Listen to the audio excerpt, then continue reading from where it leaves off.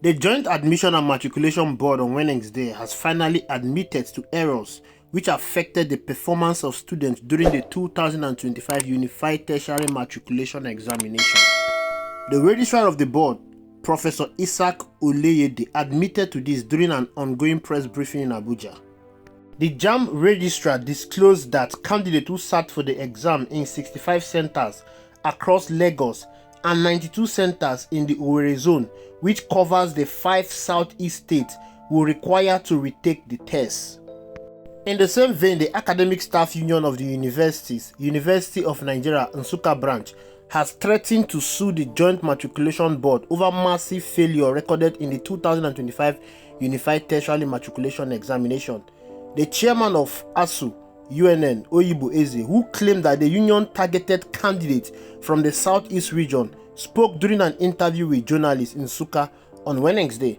Mr. Eze said that the massive failure, which mostly affected candidates from the southeast, was a deliberate attempt by JAMB to stop children from the zone from getting admission.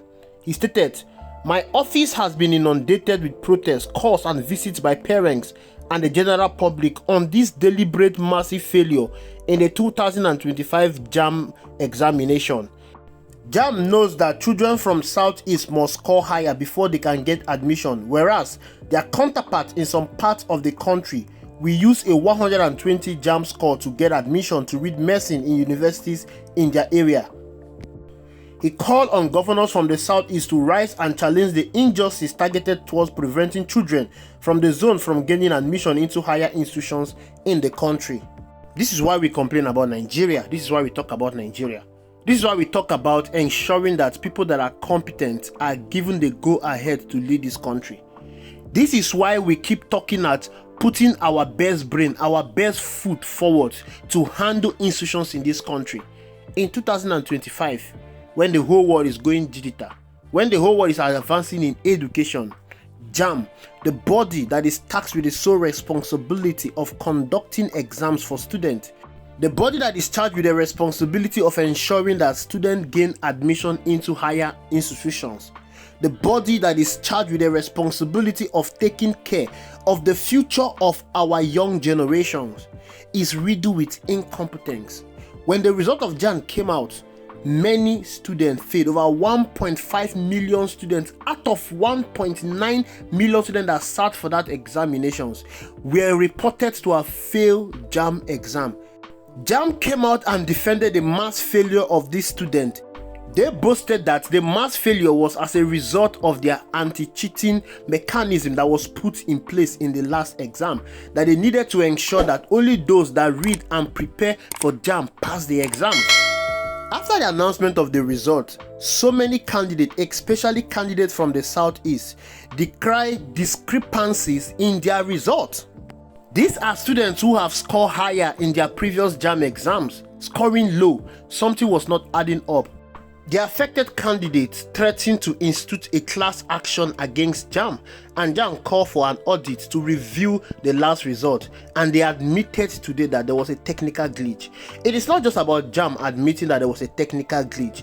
The question that everybody should be asking is, why should majority of candidates from the southeast be the one that were affected in the last exam?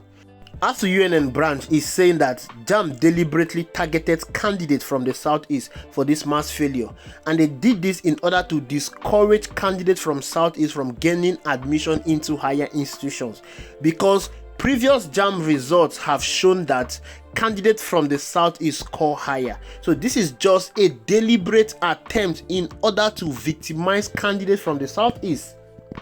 This is happening in 2025 in Nigeria.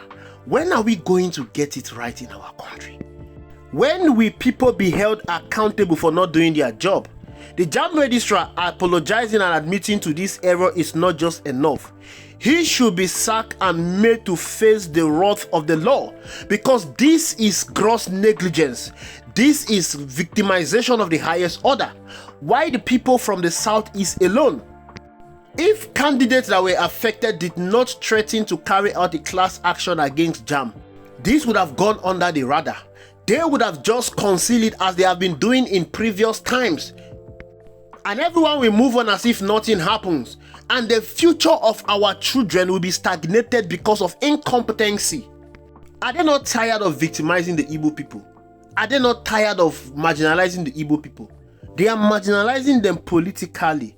They are marginalizing them developmental wise. They also try to marginalize them educationally.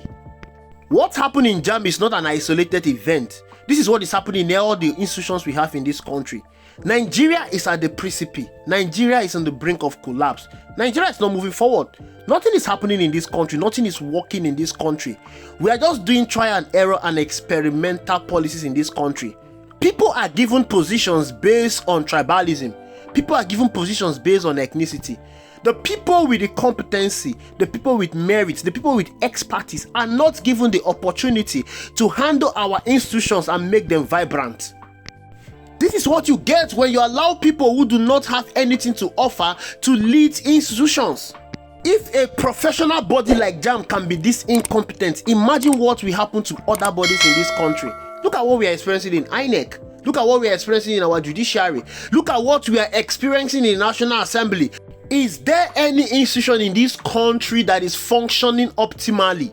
Is there any institution in this country that is functioning professionally? Is there any institution in this country that is functioning based on competence? How can we grow as a nation when everything in this country is going backwards? How can we grow as a nation when people who do not have the competence, people who do not have the merit are the ones that are leading institutions in this country? What happened with JAMB is a true state of the nation.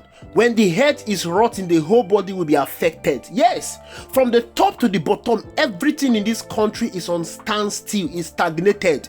Everything in this country is not working optimally well.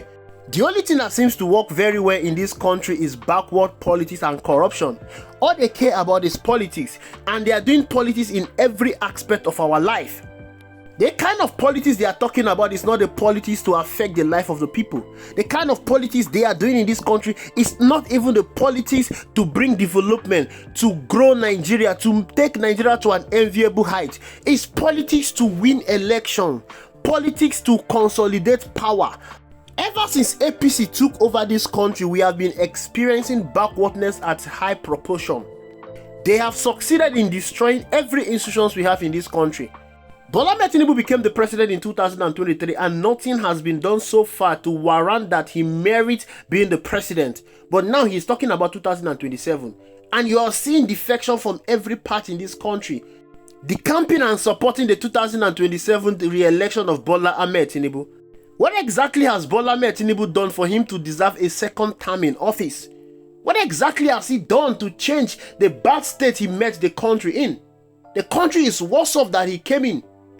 They are not concerned about fixing the country. They are not concerned about fixing our institution. That is the reason why a professional body like JAMB cannot conduct a credible examination. A professional body that is in charge with taking care of the future of our children cannot properly secure the future of our children because they don't care about the future of these children. They don't even care about education. The standard of education in this country has gone all-time low. And all this on purpose. They want majority of Nigerians to remain illiterate so that they will not be able to make informed decisions. When you are literate enough, when your mind is refined, you can be able to make informed decisions, especially when it comes to politics, especially when it comes to election.